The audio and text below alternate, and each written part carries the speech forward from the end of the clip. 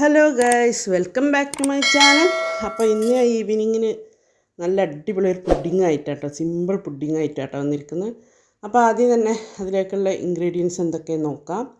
അപ്പോൾ main ingredients പറഞ്ഞാൽ egg വേണം. അപ്പോൾ ദാ ഞാനൊരു ബൗളിൽ 3 മുട്ട പൊട്ടിച്ചിട്ടിട്ടുണ്ട്. ഇനി ഒരു വിസ്ക് എടുത്തിട്ട് നല്ലോണം അതിനോടൊന്ന് നമുക്ക് ബീറ്റ് ചെയ്യാം. നല്ലോണം ബീറ്റ് ചെയ്യാം. സിമ്പിളാണ് കേട്ടോ, പെട്ടെന്ന് നമുക്ക് ഈവനിങ്ങിനും ഒക്കെ ഉണ്ടാക്കാൻ, കുട്ടികൾക്ക് ഉണ്ടാക്കി കൊടുക്കാൻ പറ്റിയ സിമ്പിൾ പുഡിങ്ങാണ്. നല്ലോണം ഒന്ന് ബീറ്റ് ചെയ്ത് കൊടുക്കുക. നിങ്ങൾ സ്പൂൺ കൊണ്ടോ ഫോക്കൊക്കെ എടുത്തിട്ട് ബീറ്റ് ചെയ്യുക കേട്ടോ. നല്ലോണം ഒന്ന് മിക്സ് ചെയ്ത് കൊടുക്കുക.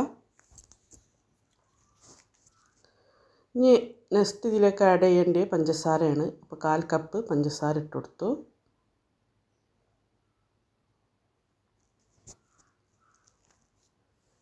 ഇനി ഇതാ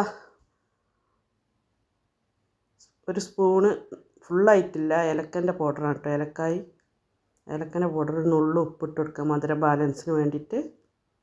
എന്നിട്ട് നല്ലോണം വീണ്ടും നമുക്ക് ബീറ്റ് ചെയ്ത് കൊടുക്കാം. നല്ലോണം ഇളക്കി മുട്ടൻ്റെ കട്ടയൊക്കെ നല്ലോണം പൊട്ടിച്ചെടുക്കുക. ഇനി അടുത്ത് ആഡ് ചെയ്യേണ്ടത് പാലാണ്. അപ്പോൾ ദാ ഈ ഒരു കപ്പിന് 1/2 കപ്പ് പാൽ ഒഴിച്ചെടുക്കുന്നുണ്ട്. സാധാ തണുത്ത പാൽ തന്നെയാണ് കേട്ടോ.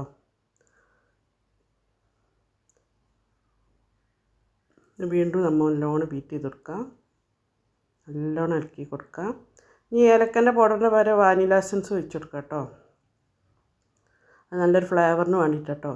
അപ്പോൾ ഞാനിതാ ബേക്ക് ചെയ്യുന്ന ഇങ്ങനെ ഒരു പാത്രത്തിലാണ് കേട്ടോ. അതിലിതാ കുറച്ച് നെയ്യെടുത്ത് ഗ്രീസ് ചെയ്ത് കൊടുക്കുന്നുണ്ട്. നല്ലോണം ഒന്ന് ഗ്രീസ് ചെയ്ത് കൊടുക്കുക ചുറ്റും.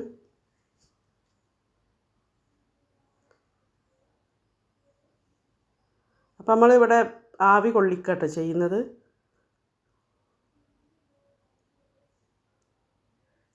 അപ്പോൾ ഇതാ ബാറ്റർ ഞാൻ അതിലേക്ക് ഒഴിച്ചു കൊടുത്തു. അപ്പോൾ ഇതാ ഇങ്ങനെ ഒരു മൂടി കൊടുക്കുന്നുണ്ട്.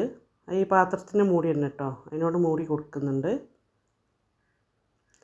പിന്നെ ഇപ്പോൾ ഇതാ ഒരു പാന് അടുപ്പത്ത് വെച്ചു. അതിൻ്റെ ഉള്ളിൽ ഇതാ ഇങ്ങനെ സ്റ്റീലിൻ്റെ റിങ് വെച്ചെടുത്തിട്ടുണ്ട്.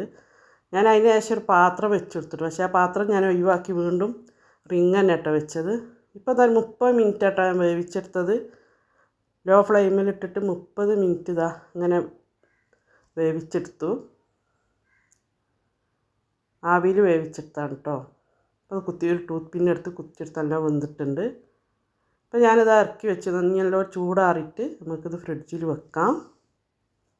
ഫ്രിഡ്ജിൽ ഒരു 1/2 മണിക്കൂർ വെക്കാം കേട്ടോ, തണുക്കാൻ വേണ്ടിയിട്ട്. ഇപ്പോൾ ഇത് 1/2 മണിക്കൂർ 3/4 മണിക്കൂർ കഴിഞ്ഞ് ഞാൻ ആ പാത്രത്തിൽ നിന്ന് കാണിക്കാൻ വിട്ടുപോയി. ഇനി ഇത് കട്ട് ചെയ്ത് കാണിച്ചു തരാം. അടിപൊളി ക്രീമി പുഡിങ്ങാണ് കേട്ടോ. എന്തായാലും നിങ്ങൾ വീട്ടിലുണ്ടാക്കി കുട്ടികൾക്ക് എന്തായാലും ഇഷ്ടപ്പെടും. നല്ല ടേസ്റ്റുള്ള പുഡിങ്ങാണ്.